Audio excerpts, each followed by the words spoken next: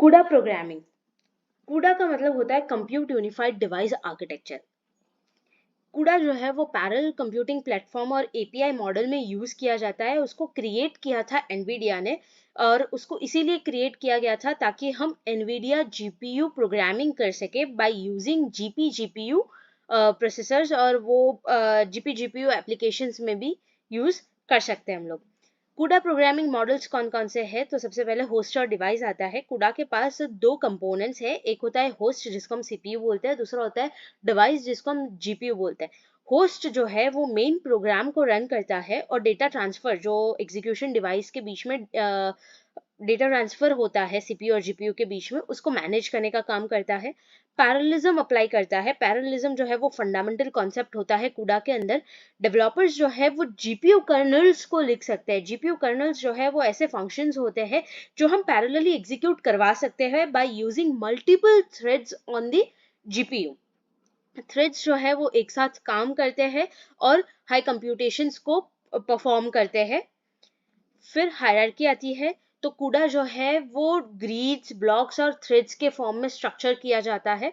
Grid जो है वो मल्टीपल ब्लॉक्स से बनते हैं और हर एक ब्लॉक के पास मल्टीपल थ्रेड्स होती है। इस हायरार्किकल ऑर्गेनाइजेशन से हमें फाइन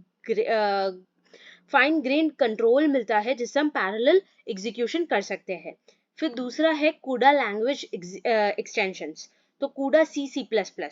CUDA जो है वो C++ के कीवर्ड्स को एक्सटेंड करता है, कुछ कीवर्ड्स और कंस्ट्रक्ट्स को यूज करता है जिससे हम पैरेललिज्म कर सके और CPU और GPU के बीच के डेटा ट्रांसफर को मैनेज कर सके। कर्नल फंक्शंस होते हैं उसके पास। ये कर्नल जो है वो ऐसे फंक्शन होते हैं जिसको हम पैरेलली एग्जीक्यूट करवा सकते हैं by using multiple threads on GPU, और इसको हम मार्क करते हैं by a keyword underscore underscore global underscore underscore, जो CUDA C++ में यूज करते हैं हम लोग। Thread IDs. CUDA के पास बिल्ट इन वेरिएबल्स होते हैं जैसे थ्रेड IDX, ब्लॉक IDX और ब्लॉक डिम, जिससे हम पर्टिकुलर थ्रेड की पोजीशन डिटरमाइन कर सकते हैं विद इन द ग्रिड और ब्लॉक स्ट्रक्चर। सिंक्रोनाइजेशन अलाउ करता है, जो एक इम्पॉर्टेंट मैकेनिज्म होता है। सिंक्रोनाइजेशन मैकेनिज्म प्रोवाइड करता है CUDA, जैसे कि बैरियर्स जिसको हम लिखते हैं अंडरस्कोर अंडरस्कोर सिंक थ्रेड्स। और इससे क्या होता है कि थ्रेड जब एग्जीक्यूशन के लिए जाता है तो उसको जब भी कम्युनिकेशन की जरूरत पड़ती है, कोऑर्डिनेशन की जरूरत पड़ती है, तो वो इजीली कोऑर्डिनेट कर सकता है with in the block. Memory management होता है इसके अंदर। ग्लोबल मेमोरी होती है जो प्राइमरी मेमोरी की तरह एक्ट करती है, और उसको हम डेटा जो उसके अंदर स्टोर किया जाता है वो होस्ट भी यूज कर सकता है, एक्सेस कर सकता है, और डिवाइस भी एक्सेस कर सकता है। एफिशिएंट मेमोरी मैनेजमेंट प्रोवाइड करता है, जो ग्लोबल मेमोरी और CPU मेमोरी के बीच में डेटा ट्रांसफर होता है उसको मैनेज करता है, जिससे परफॉर्मेंस जो है वो एनहांस होता है। शेयर्ड मेमोरी का यूज कर सकते हैं। शेयर्ड मेमोरी को फास्ट ऑन चिप मेमोरी भी बोला जाता है, जिससे हम सेम ब्लॉक के अंदर जितने भी थ्रेड्स हैं वो उस पर्टिकुलर मेमोरी को एक्सेस कर सकते हैं, और इसको हम बोल सकते हैं कि कम्युनिकेशन के लिए और प्रोग्रामर मैनेज कैश के लिए हम यूज कर सकते हैं। कॉन्स्टेंट और टेक्सचर मेमोरी, ये मेमोरीज हम तब यूज करते हैं जब हमें स्पेसिफिक एक्सेस पैटर्न्स को ऑप्टिमाइज करना हो और मेमोरी एक्सेस एफिशिएंसी को बढ़ाना हो, तब हम कांस्टेंट और टेक्सचर मेमोरी का यूज करते हैं। फिर डेटा ट्रांसफर हो सकता है इसके अंदर, तो उसके लिए सबसे पहले आता है MEM-CPY।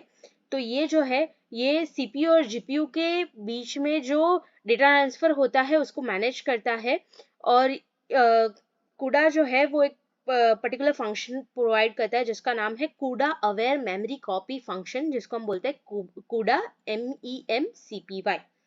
यूनिफाइड मेमोरी, CUDA जो है वो यूनिफाइड मेमोरी भी ऑफर करता है, जिससे हम मेमोरी मैनेजमेंट को सिंप्लीफाई कर सकते हैं। कैसे सिंप्लीफाई कर सकते हैं? By using CPU and GPU on a single memory space. एक ही मेमोरी स्पेस में CPU और GPU दोनों को एक्सेस कर सकते हैं।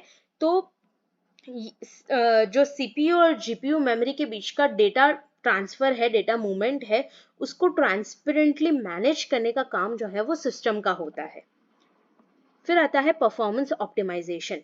तो हम इसमें थ्रेड डाइवर्जेंस का यूज कर सकते हैं। थ्रेड डाइवर्जेंस जो है उसको मिनिमाइज करना पड़ता है, जिससे हम पैरेलल एग्जीक्यूशन को बढ़ा सके। थ्रेड डाइवर्जेंस को मिनिमाइज करने का मतलब होता है जो वेरिएशंस आते हैं एग्जीक्यूशन पाथ में उसको मिनिमाइज करना। मेमोरी एक्सेस पैटर्न्स को, हमें कुछ ऐसे स्पेसिफिक मेमोरी एक्सेस पैटर्न्स होती है, उसको ऑप्टिमाइज करना पड़ता है, ग्लोबल मेमोरी एक्सेस लेटेंसी को मिनिमाइज करना पड़ता है, जिससे परफॉर्मेंस जो है वो एनहांस हो सके। शेयर्ड मेमोरी का यूज कर सकते हैं हम लोग, एफिशिएंट यूज अगर हम करें शेयर्ड मेमोरी का और कॉन्फ्लिक्ट्स को अवॉइड करने की ट्राई करें, और तो उससे थ्रूपुट जो है वो मैक्सिमाइज होता है, हेंस परफॉर्मेंस जो है वो भी इम्प्रूव होता है। बहुत सारे टूल्स और लाइब्रेरीज कूडा प्रोग्रामिंग ऑफर करते हैं, जैसे एनवीडिया जो है वो comprehensive set of development tools offer करता है, जिसको हम बोलते हैं कूडा टूल किट, जिसके अंदर कंपाइलर्स होते हैं, डिबगर्स होते हैं, प्रोफाइलर्स होते हैं।